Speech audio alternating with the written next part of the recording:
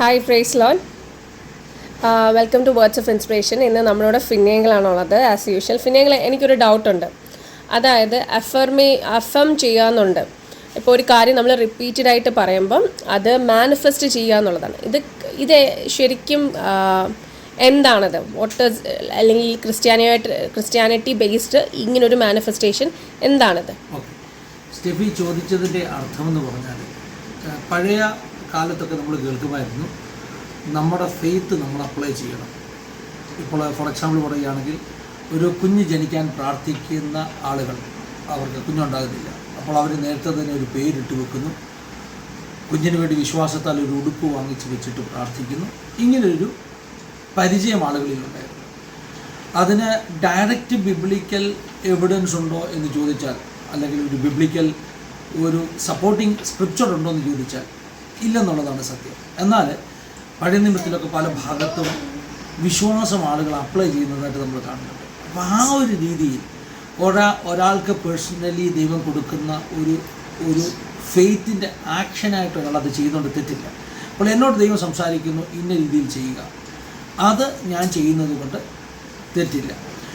എന്നാൽ അതൊരു ഫോർമുലയാക്കി മാറ്റി ആളുകൾ ചെയ്യുമ്പോൾ അത് തെറ്റാണ്. ഇപ്പോൾ ഒരു ഉദാഹരണം പറഞ്ഞാൽ, ഒരാൾക്കൊരു വസ്തു ഒരു ആലയത്തിന് വേണ്ടി വേണം.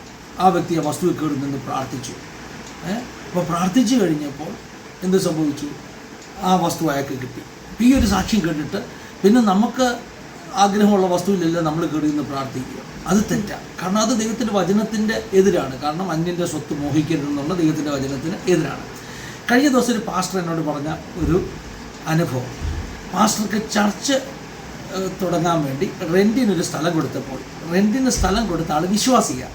അപ്പോൾ ഈ വിശ്വാസിക്കറിയാം, ഒരു പാസ്റ്റർ ഒരു സ്ഥലത്ത് ആരാധന തുടങ്ങിക്കഴിഞ്ഞാൽ കുറച്ച് കഴിയുമ്പോൾ ആ ചർച്ചുകാർ പ്രാർത്ഥിക്കും, കർത്താവ് ഈ സ്ഥലം ഞങ്ങൾക്ക് തരണേന്ന്. അപ്പോൾ അന്ന് റെൻറ്റിന് കൊടുത്തപ്പോൾ എഗ്രിമെൻറ്റ് പേപ്പറിൻ്റെ അകത്ത് വ്യക്തമായിട്ട് 2 ക്ലോസ് എഴുതിയിരുന്നു. 1, ഈ സ്ഥലം നിങ്ങൾ ആഗ്രഹിക്കരുത്. 2, ഈ സ്ഥലം കിട്ടണമെന്ന് നിങ്ങൾ പ്രാർത്ഥിക്കരുത്. എനിക്കത് ഭയങ്കര രസകരമായിട്ട് തോന്നി. കാരണം ആ സ്ഥലം കൊടുത്ത വിശ്വാസിക്കറിയാം, അദ്ദേഹത്തിൻ്റെ ചർച്ചിലെ പാസ്റ്ററല്ല ചർച്ച തുടങ്ങുന്നത്. ആ വിശ്വാസിക്കറിയാം, വിശ്വാസികളുടെ രീതി അറിയാം. പാസ്റ്റർ നാളെ കുത്തിയിരുന്ന് പ്രാർത്ഥിക്കും, അല്ലെങ്കിൽ വിശ്വാസികൾ കുത്തിയിരുന്ന് പ്രാർത്ഥിക്കും. അങ്ങനെ പ്രാർത്ഥിച്ചു കഴിഞ്ഞാൽ ഒരു പക്ഷേ ഇദ്ദേഹത്തിൻ്റെ ആ പ്രോപ്പർട്ടിയുടെ മേൽ ഒരു ക്ലെയിം വരും. എങ്ങനെയുള്ള ക്ലെയിം വരുന്നത്? പാസ്റ്റർ പ്രാർത്ഥിച്ചുകൊണ്ട് സാത്താൻ പറയും, ഈ വസ്തു ഇനി വിൽക്കാൻ പാടില്ല, ഈ വസ്തു ദൈവഹിതമല്ല, ഈ പാസ്റ്റർക്ക് ഇത് കിട്ടുന്നത് ദൈവഹിതം അല്ലെങ്കിൽ പോലും പിശാച് കയറി എന്ത് ചെയ്യും? ആ പ്രോപ്പർട്ടിയുടെ ബ്ലെസ്സിങ്ങിനെ ബ്ലോക്ക് ചെയ്യാൻ സാധ്യതയുണ്ട്. അങ്ങനെ വന്നപ്പോൾ ആൾ 2 ക്ലോസ് എഴുതി ചേർത്തു. അപ്പോൾ ഞാൻ കഴിഞ്ഞ ദിവസങ്ങളിലൊക്കെ പലരോടും പറഞ്ഞു കൊടുത്തൊരു കാര്യം, ചിലരൊക്കെ പണ്ട് പറയുമായിരുന്നു, ഞാൻ ഒരു വസ്തു കണ്ട് ഇഷ്ടപ്പെട്ടു, ഞാനൊരു അഡ്വാൻസ് കൊടുക്കുന്ന രീതിയിൽ ₹1 ഒരു കോയിൻ പ്രാർത്ഥിച്ച വസ്തുവിൻ്റെ അകത്തിട്ടു. അതൊക്കെ ഭയങ്കര തെറ്റാണ്. കാരണം നിങ്ങൾ അന്യൻ്റെ പ്രോപ്പർട്ടിയെ മോഹിക്കുകയും അതിനെ അവകാശമാക്കാൻ ശ്രമിക്കുകയും ഒരു ശുദ്രം ചെയ്യുന്നത് പോലെ നിങ്ങൾ കോയിൻ കൊണ്ടിട്ടു. നിങ്ങൾക്ക് ദൈവം തരാൻ ഉദ്ദേശിച്ച വസ്തു ആയിരുന്നില്ല അത്. പക്ഷേ നിങ്ങൾ ആ കോയിൻ ഇട്ടതിൻ്റെ പേരിൽ പാവം പിടിച്ചവൻ വിൽക്കാനിരിക്കുന്ന വസ്തു വിൽപ്പന നടക്കാതെ കിടക്കുക. അപ്പോൾ നിങ്ങൾ പറഞ്ഞു ഞാൻ പ്രാർത്ഥിച്ചിട്ടുണ്ട്. അല്ല, നിങ്ങൾ പ്രാർത്ഥിച്ചിട്ടത് കൊണ്ട് പിശാച് ആ വ്യക്തിയുടെ ബ്ലെസ്സിങ്ങിനെ തടഞ്ഞു എന്നുള്ളത് സത്യം. ഇത് ഒരു ഭാഗം. അതുകൊണ്ട് ഇതൊരു ഫോർമുലയായിട്ട് ഒരിക്കലും സ്വീകരിക്കില്ല. കാരണം ഇത് വ്യക്തിപരമായി ആളുകൾക്ക് കിട്ടുന്ന സ്പിരിച്വൽ ഇൻസ്പിറേഷൻ കൊണ്ട് അവർ ചെയ്യുന്ന പ്രോഫറ്റിക് ആക്ട് എന്ന് പറയാം. അതായത് പ്രാവചനികമായ ക്രിയ. ജോഷുവ കുന്തം ഹായിക്ക് നേരെ ഊങ്ങി എന്ന് പറഞ്ഞതുപോലെ, മോശയുടെ 2 കരങ്ങൾ ഉയർന്നിരുന്നപ്പോൾ അമാലേക്കിൻ്റെ നേരെ വിജയം വന്നു എന്ന് പറഞ്ഞതുപോലെ, എന്ന് പറഞ്ഞാൽ എല്ലാ യുദ്ധത്തിനും കൈപൊക്കി പിടിക്കണമെന്നാണ്. അല്ല, അതൊരു ഫോർമുല ആക്കി മാറ്റുന്നതെന്നുള്ളത് ഈ കാലഘട്ടത്തിലെ ഒരു പ്രശ്നം. അപ്പോൾ ഫെയ്ത്ത് നമ്മൾ ആക്ഷനിൽ കൊണ്ടുവരാം.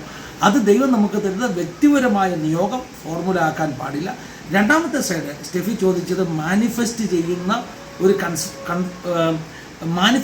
ഒരു കൺസെപ്റ്റ് ഇപ്പോഴും ഉണ്ട്. അതായത് നമ്മൾ എന്ത് ആവർത്തിച്ച് പറഞ്ഞുകൊണ്ടിരുന്നാലും അതൊരു ദിവസം നമ്മുടെ മുമ്പിൽ പ്രത്യക്ഷപ്പെട്ടു വരും എന്ന് പറഞ്ഞൊരു കൺസെപ്റ്റ് ഉണ്ട്. ഇത് ബിബ്ലിക്കലല്ല, ഇത് പ്യുവർ സെക്യുലറായിട്ടുള്ളൊരു കൺസെപ്റ്റ്. പണ്ടൊക്കെ ഈ പോസിറ്റീവ് ലിവിങ് എന്നൊക്കെ പറഞ്ഞ കൺസെപ്റ്റിലായിരുന്നു. അതായത് power of sub conscious mind എന്നൊക്കെ പറഞ്ഞൊരു കൺസെപ്റ്റിലായിരുന്നു. അതുപോലൊരു പുതിയ സെക്യുലർ കൺസെപ്റ്റാണ്. നമ്മൾ എന്ത് റിപ്പീറ്റ് ചെയ്ത് പറഞ്ഞുകൊണ്ടിരുന്നാലും അത് നമ്മളിലേക്ക് അട്രാക്റ്റ് ചെയ്യപ്പെട്ട് അത് നമ്മുടെ മുമ്പിൽ വരുമെന്നുള്ളതൊരു സെക്യുലർ ഒരു കൺസെപ്റ്റാണ്. Whatever we affirm that will be get manifested. പക്ഷേ അതറിയാതെ ക്രിസ്ത്യാനിറ്റിക്കകത്തേക്ക് കയറി പല ആളുകളും ഇങ്ങനെയുള്ള വീഡിയോസ് കണ്ടിട്ട് അവരിങ്ങനെ പറയാൻ തുടങ്ങിയിട്ടുണ്ട്. ഞങ്ങൾ ആവർത്തിച്ച് പറയുകയാണ്, അത് ഞങ്ങൾക്ക് കിട്ടും എന്ന് പറയാൻ തുടങ്ങിയാണ്. ഇത് തെറ്റായ നടപടിയാണ്. ഫെയ്ത്ത് അപ്ലൈ ചെയ്യുന്നതും നമ്മുടേതാകുന്ന ഒരു പറച്ചിലിൻ്റെ പവർ അപ്ലൈ ചെയ്ത് ചിലത് സ്വീകരിക്കാൻ ശ്രമിക്കുന്നതും എൻ്റയർലി ഡിഫറെൻറ്റ് കാര്യങ്ങളാണ്. ഫെയ്ത്ത് അപ്ലൈ ചെയ്യാം എങ്ങനെ? ദൈവം തരുന്ന ഇൻസ്പിറേഷൻ അനുസരിച്ച്, ഫോർമുലയായിട്ടല്ല.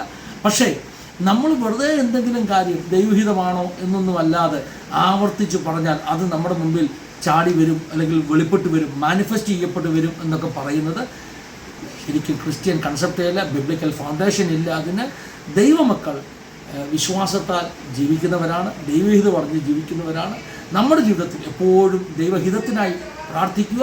നമ്മുടെ ആഗ്രഹങ്ങളെക്കാൾ അപ്പുറമായിട്ട് ദൈവത്തിൻ്റെ ഹിതം എന്നിൽ നിവർത്തിക്കണം എന്ന് പറഞ്ഞ് പ്രാർത്ഥിക്കുക. അങ്ങനെ ദൈവം വെളിപ്പെടുത്തുന്ന ദൈവഹിതത്തിൻ്റെ കാര്യങ്ങൾക്ക് വേണ്ടി നിങ്ങൾക്ക് ക്ലെയിം ചെയ്ത് പ്രാർത്ഥിക്കാം, നിങ്ങൾക്ക് അവകാശപ്പെടുത്തി പ്രാർത്ഥിക്കാം. ദൈവം സഹായിക്കും. Thank you Finnegal, thank you so much.